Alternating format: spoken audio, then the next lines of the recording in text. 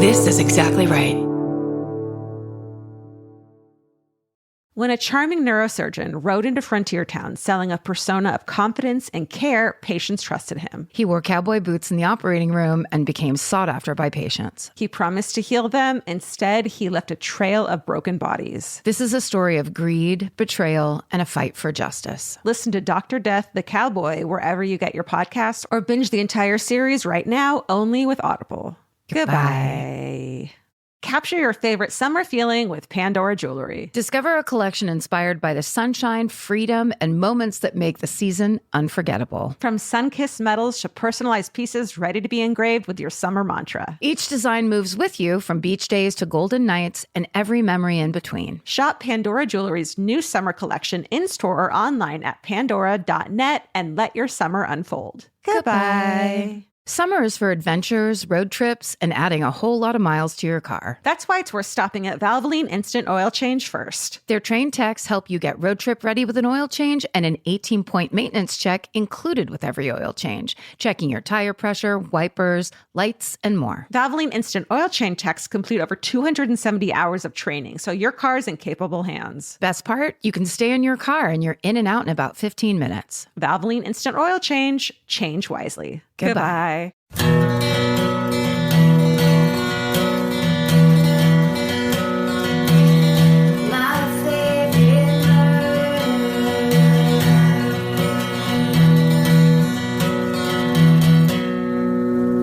Karen. Oh, hello. I didn't see you there. I was putting my mic up in kind of a rock and roll. I know, and you're touching it, and it really as if you're touching the face of a lover with both your hands. This mic is my lover. I'm gonna kiss you. Can I kiss you? Can I kiss you? I'm just a girl standing in front of a mic, trying to tell my mic that I love it. How's it going? Hey, good. Welcome to everyone to my favorite murder minisode. Like that? What do you mean? You just kind of were talking like this a little bit. I realized that I'm talking to everyone. Oh, you got a little self-conscious? Probably. I think, yeah, my normal voice and my like talky voice are not the same thing. Yeah.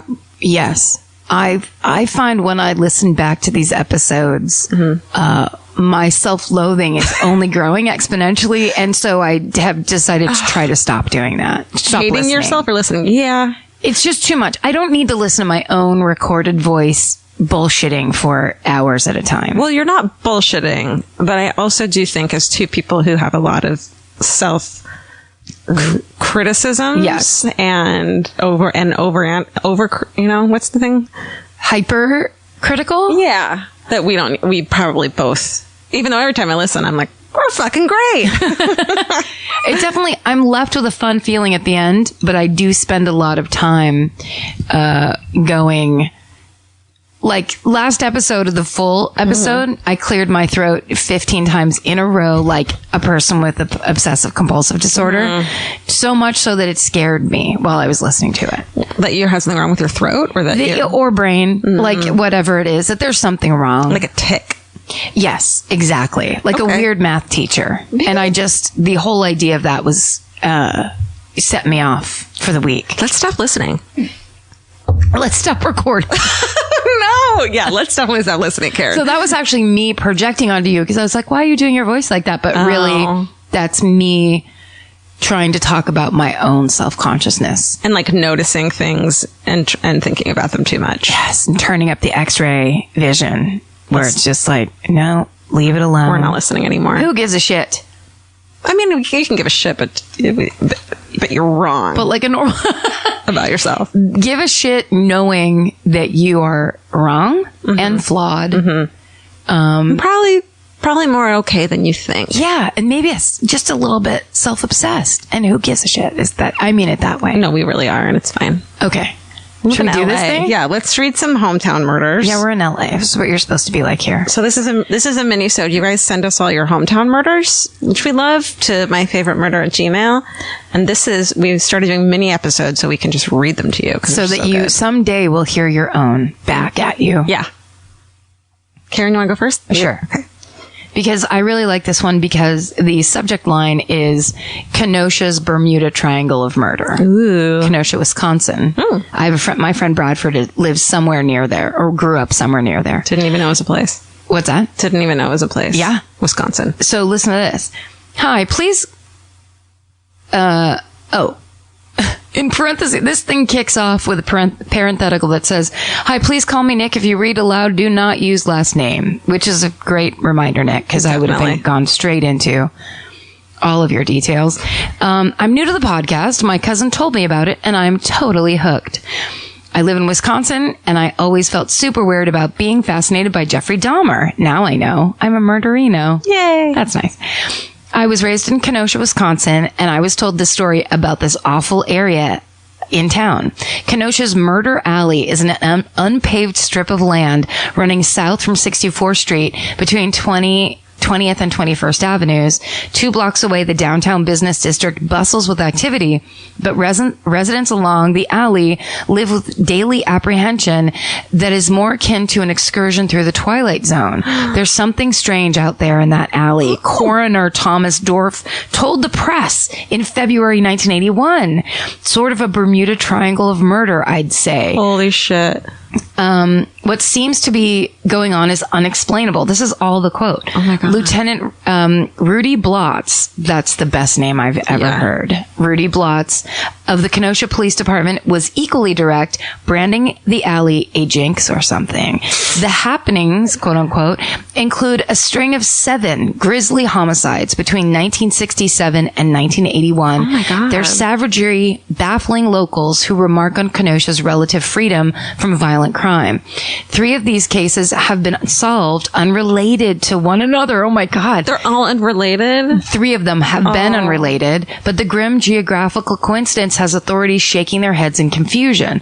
The first alley murder occurred on February 9th, 1967, when 17-year-old Mary Kaldenberg left her home on 64th Street to purchase a bottle of pop from the corner drugstore. 4 days later, officers discovered her corpse in the back of a 1948 hearse, parked at the City Auto Pound a mile from her house, fully clothed except for her shoes, which were removed and placed near the body.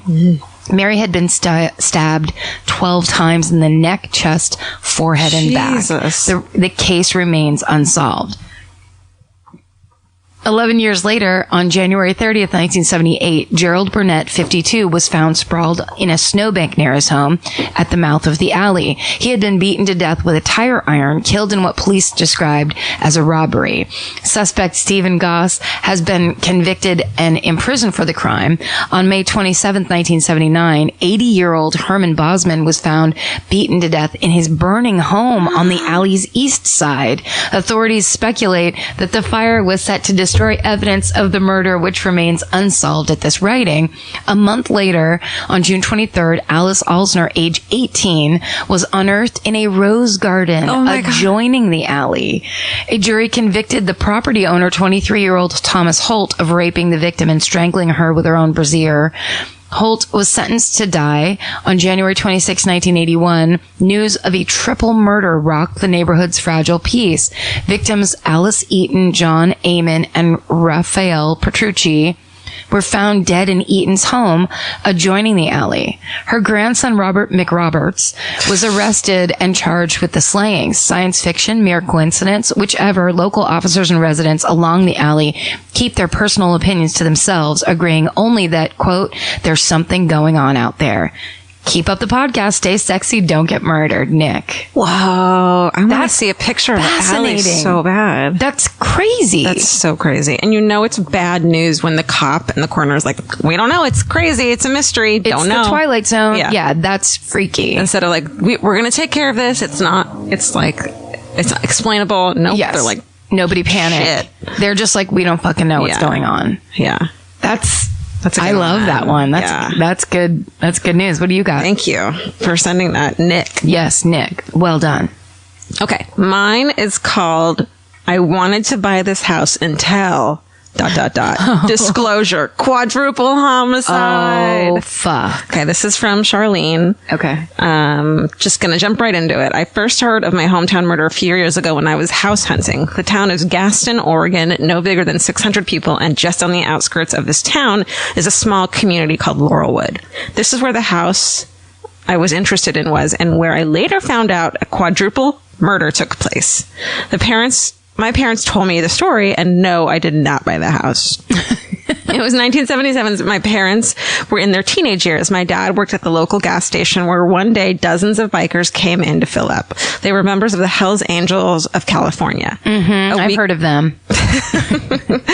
A week or so later, a quadruple murder took place in Laurelwood. The victims were a young mother, Margot Compton, her 2 6-year-old twin girls, and a family friend, Gary Sessler.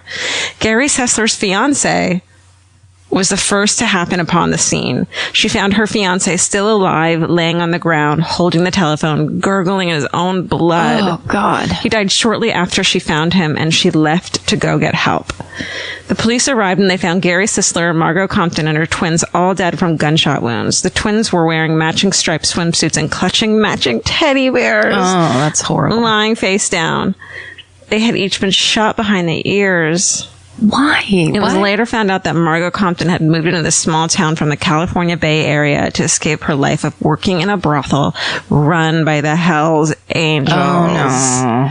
She had recently testified against a Hells Angel member for crimes involving prostitution rings. That's not good. That Hells Angels member, Otis Buck Garrett, was convicted, and while in jail, he hired a hitman named Robert Bug-Eye Bob McClure to find and kill Margot. Bug-Eye Bob came for her. It looks like it. If the kills were successful, Bug-Eye Bob would be initiated into Hells Angels.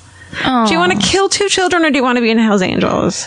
Well, I need friends, and I love motorcycles, so yeah, I guess I'll kill 2 children. Just join the CD of the Month Club. Just grow your beard and listen to ZZ Top, Seriously. you fucking loser. Oops. I just said that about a Hells Angel. I know. Should we even be reading this? I don't think they're as strong these days as they were back. I don't think they're violent. I'm sorry, folks. I'm sorry for being rude, Hells Angel. Yeah. He was accompanied by a fellow hitman named Benjamin Psycho Silva, who made the trip to Oregon to carry out the murders. Also, the contract was not only to kill Margot, but to make her watch her 2 girls be shot first. Fucked. Gary, the family friend, just happened to be in the wrong place at the wrong time. This case went unsolved until 1994, only because Bug-Eye Bob, while in prison for who knows what, bragged to fellow inmates of his killings. Eventually, him and Buck were convicted and given 4 life sentences. Psycho Silva was not charged because he was already in prison on death row for kidnapping, raping, and killing 2 college kids in the 80s. Oh, and on a side note, I just Googled Psycho Silva, and his murder conviction was reversed in 2005. Whoa. Oh, fuck, we're gonna be murdered. Whoa. I can't find any updates after that. What the fuck? Maybe you guys can do some research and follow up on this for a possible My Favorite Murder theme. No. Could be, he is the killer, but conviction reversed. Yeah. So he's still out there. Let's tell everyone that. I can't help but say in an Oprah voice, you got off on a technicality and you got off on a technicality. And that's my favorite hometown murder. Thanks for talking. M is for murder. Charlene. Shit. That's a good one. Fucked up, man. Is there anybody that tries to join the Hells Angels named like Responsible Jim? That's all I could think of. They call him Jim the Nice Guy. The Whispering Man.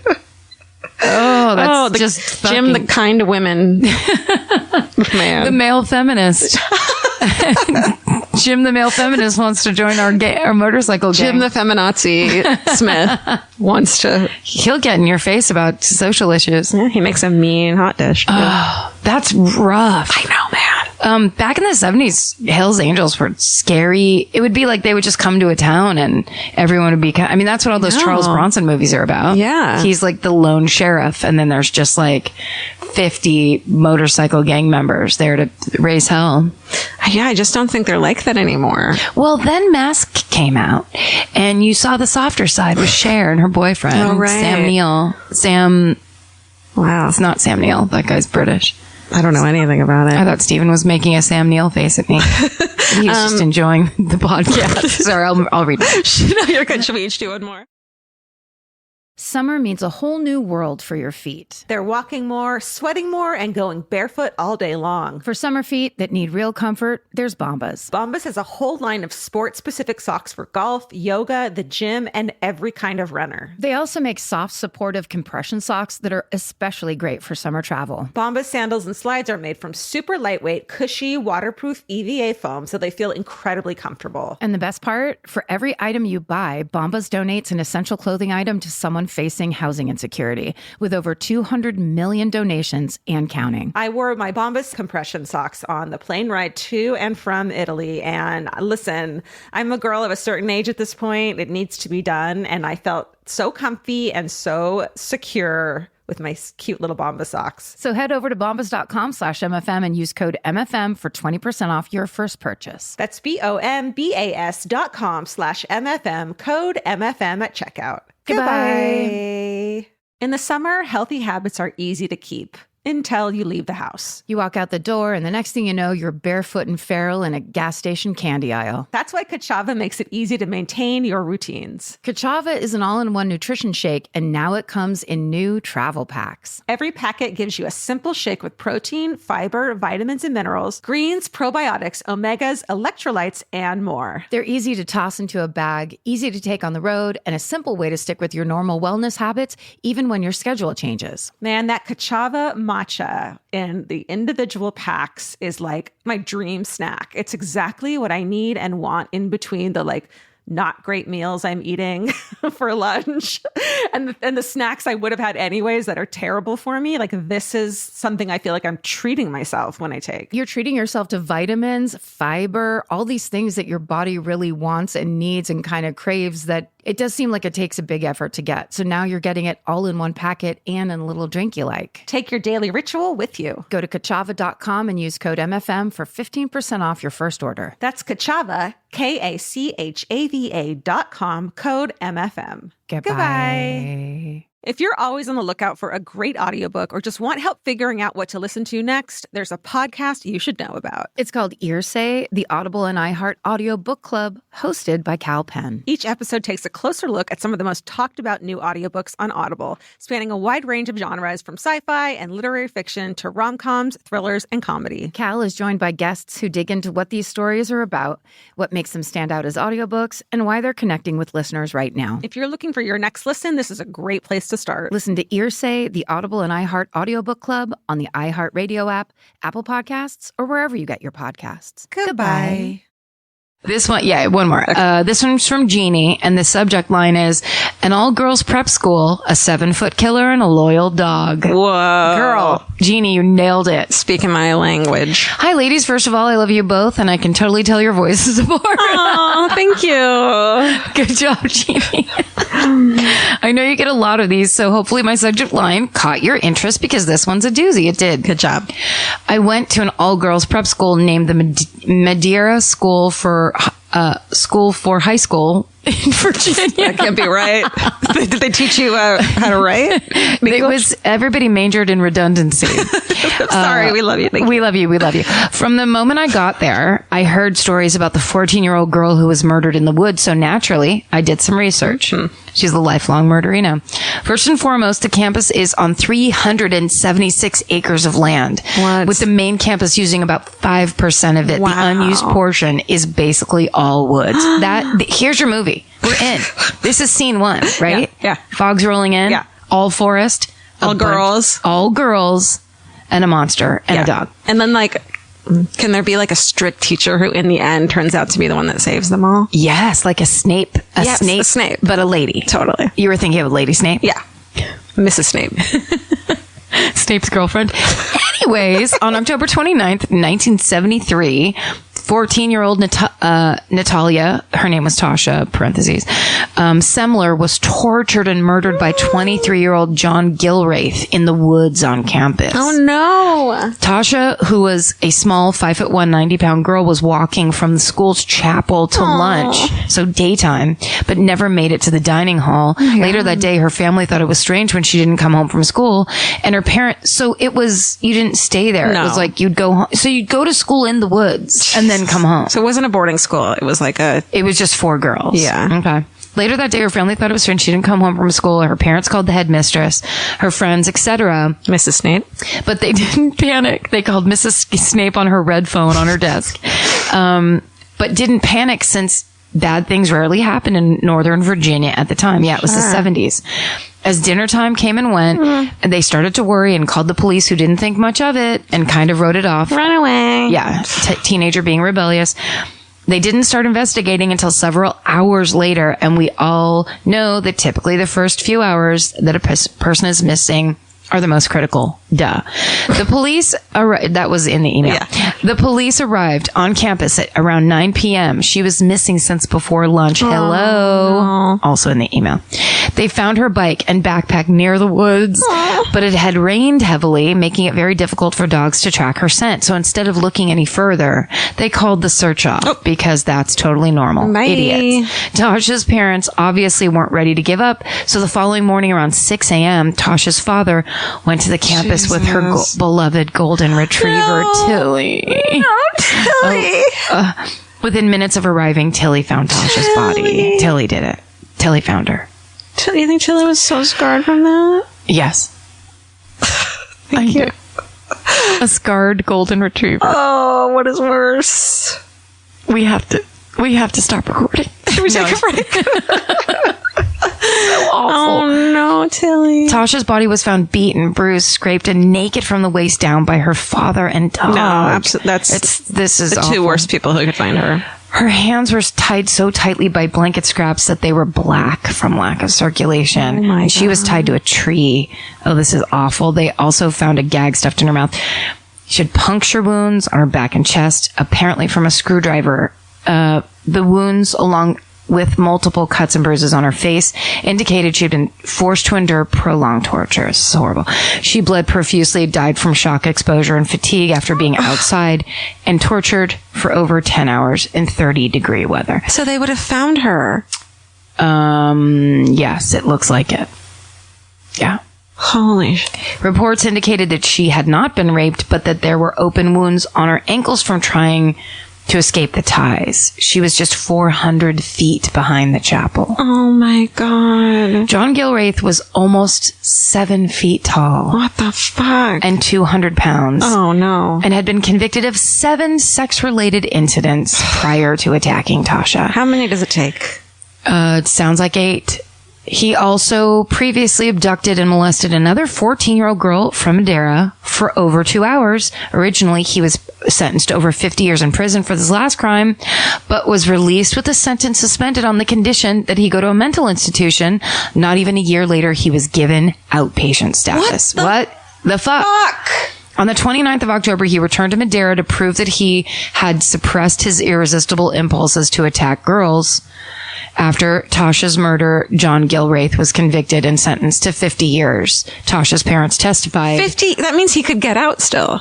Nope, because he died in December of 2009. What? That's so recent. And she says she's not sure if he died in jail or what, but he's gone. Stay sexy, don't get murdered, and also make sure your pets know your scent just in case.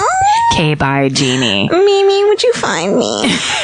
She's like, after my naps. She's like, I don't even know where I am half the time. That was Oh my God. crazy, bummer, intense, but also awesome in how awful it was. That's a crazy story that we would never have heard. 7 feet. My father's 6'4", and he is a very large man. And 200 pounds is like big. No, I guess not that big, right? For someone 7 feet tall, it's Yeah. actually, he's like a wraith. He's Yeah. like a big, skinny monster in the woods. In the so woods. Scary. All right. You got one? You got a palate cleanser? Can you deal with it? No, I have another murder story. That was, yeah.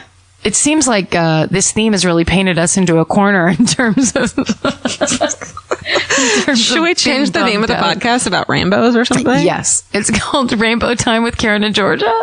We should start like an after the podcast where we just talk about the best things that have ever happened. That's to actually a people. great idea. We at the end of this, we're gonna tell each other one thing that made us really happy this week.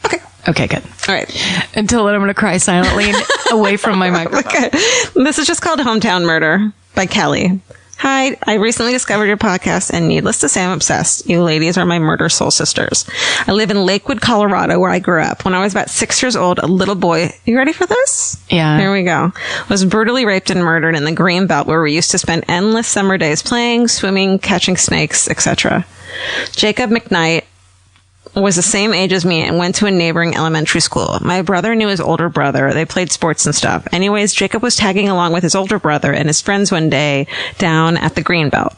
The story goes they were giving him a hard time and he was younger. You know the deal. Older brother being a dick and whatnot. They ended up leaving him behind and took off on their bikes. A man approached Jacob, allegedly this dude Chin, Chin, and offered to help him get home. He took him to the 7-Eleven on the corner and, according to surveillance videos, bought him a Slurpee before taking him back across the street to the Greenbelt, where he raped and stabbed him like 100 times. Oh. He stashed his body under this fallen tree where it was later discovered. A few years after that, the family burned the tree. I remember driving by it and seeing it up in flames with a small crowd gathered around it. A bench was made to memorialize Jacob and was later vandalized. They never solved the case. It remains cold to this day. Whoa. Anyway, this still haunts me to this day. I have a little boy of my own now, and I can tell you he will never ride his bike alone or with friends until he's like 37. How fucked up is his brother for the rest of his life? That's the first thing I thought of. Yeah. Is the decisions you make as a kid that you should not be having to make. Yeah. Because you shouldn't be out by yourself. No. And it's good that people are helicopter parents now. Because Yeah. when you're out on your own and you're 8 and your brother's 6, you're going to make the wrong decision. Totally. Always. You don't, I mean, unless it's hit home as it was when we got old, like later, like in the 80s and so, of like stranger danger. Yeah. Don't talk to strangers. Like if someone says they know your parent, they don't know your parent. Like Yeah. they didn't know that before, like 85 or something. No. Well, I mean, like pockets of people knew it, but yeah, on the whole, it was like, no, just walk around. And if people try to offer you a ride, just play it as it lays. Just figure out. Adults are authority figures and you need to say yes, sir, and yes, ma'am, and do what adults tell you to do. That's the one thing I have to say. I'm so grateful that my mom had 2 alcoholic parents and she was an only child. So she basically raised herself. Wow. And so she was super, from a very early age, made sure my sister and I both understood adults were not authority figures. Yeah. And we didn't have to listen to adults. And if anyone ever made us feel uncomfortable, like she laid the groundwork of all that stuff super early. She was also a psychiatric nurse, but she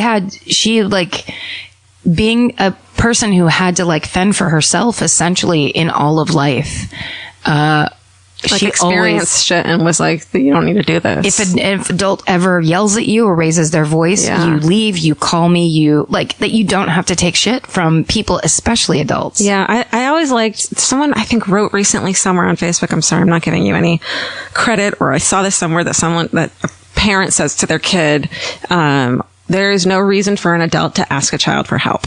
Yes. So if a guy comes to ask you to help him find his dog or to help him look for something, or he needs, children do not get asked for help by adults. No. So don't ever fall for that. Not or by your normal mom adults. needs you. Let me help you. Let me take you to her. I like that we're saying this as if 6-year-olds are listening to.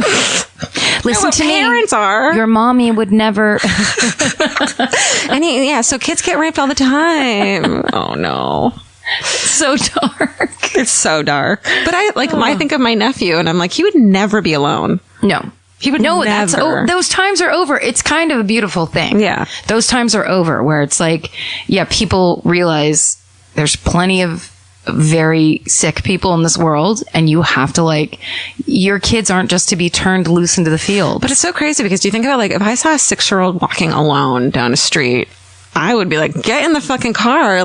You can't be walking alone. But then they're always like, don't get in the car with people. And then they would pull a gun on you because they'd be like, ma'am, it simply isn't done. And then you go to prison. Did I ever tell you that story of when I was driving in Silver Lake and I was driving, it was nighttime along Griffith Park Boulevard, kind of behind Hyperion. Dark. It's dark over there. Dark. Yeah, not a lot of street lights. And I saw a little kid, he probably was 9 years old, running up the street.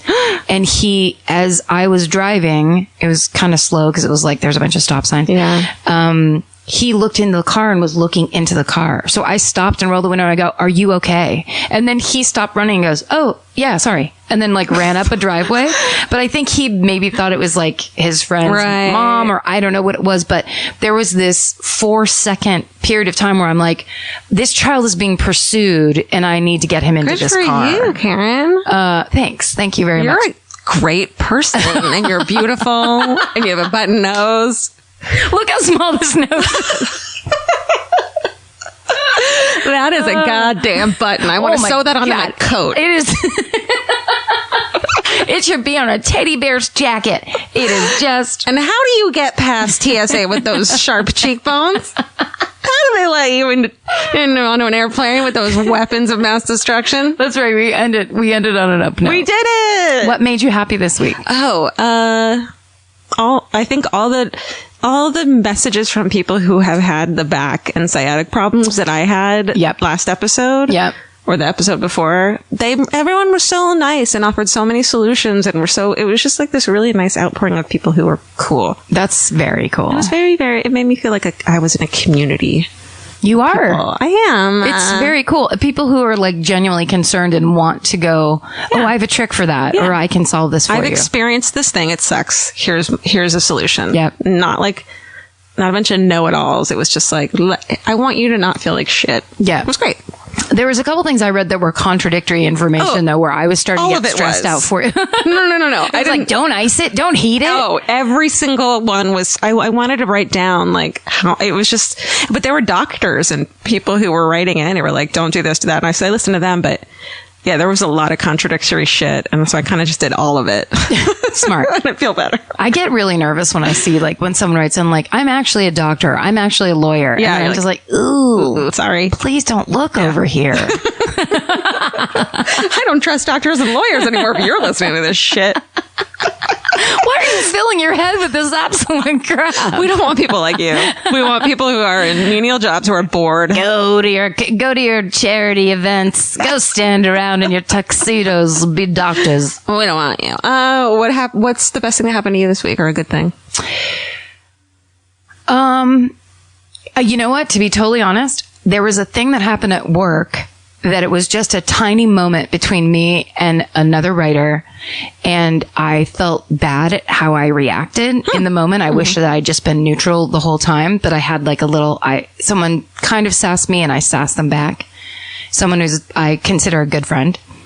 And your sasses hurt sometimes. Yeah, I can be super. You're good at it. You know, well, it comes out, and it's like I was raised to sass at DEFCON 5, and most people are barely at like a 0.2, and our fucking self-esteems are at like a negative. We're all just these fragile eggs. Go on. So it was a moment that passed, and it wasn't that big of a deal. And then when I woke up the next morning, I was like, I need to say something. I need to do something. That I was irresponsible. I felt just bad.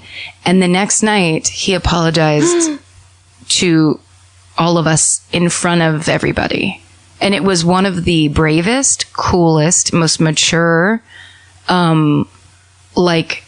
I can't tell you how it went from me going like, oh, I have this bad feeling and maybe I just need to ignore my bad feeling, to like, oh, I work with true adults and fully developed people. So he felt guilty about the incident as well. Yes. And so he actually brought it, didn't like just set it at the table where it happened. Man, that is vulnerable as fuck. It's vulnerable. It's very strong, and it's incredibly mature. And I swear to God, like when we left, we walked out together and I just said, that meant the world to me, that was amazing. And I felt terrible and, whatever. But it was like, it's that kind of thing of when you see other people act good, then it gives you permission to do the same thing. Definitely. And I feel like that's leadership. Like he did a thing that was such a leadership move that I just respect so much, where it's like, it's so hard when you do something, even if he had never said a word about it, none of us would have. Yeah. It was not a big deal.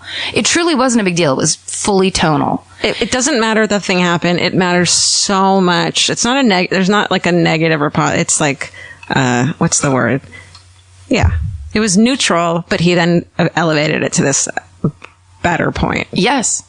Where just to express like, I wish I hadn't done that or whatever, which I was just, I don't know. You guys I live love your that. lives being vulnerable. It makes your interactions and your connections with people so much more meaningful. And immediately apologize if you think you're in the wrong. Just do it. It will feel so much better. Like that idea. And it's a great irony that I'm the one saying this right now, because it's the hardest thing in the world for me. But to be able to just drop your story and drop your act and just go, oh, I'm really sorry I did that. Or to say what you really feel, as opposed to standing behind an argument that actually doesn't matter. Like, in 10 years, you would have never remembered the argument, but you remember how awful you felt. Yeah. And it was that kind of like, it wasn't just like an apology. It was like a moment that elevated all of us. Nice. It was beautiful. It's wonderful. I'm happy for you. Thanks. That was kind of private, but I didn't say anybody's name. Yeah.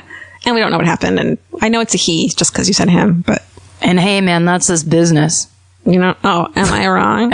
Are you wrong? Are we wrong? You're not. Hey, we're not. Hey, thanks for listening. We're never wrong. Hey, nope.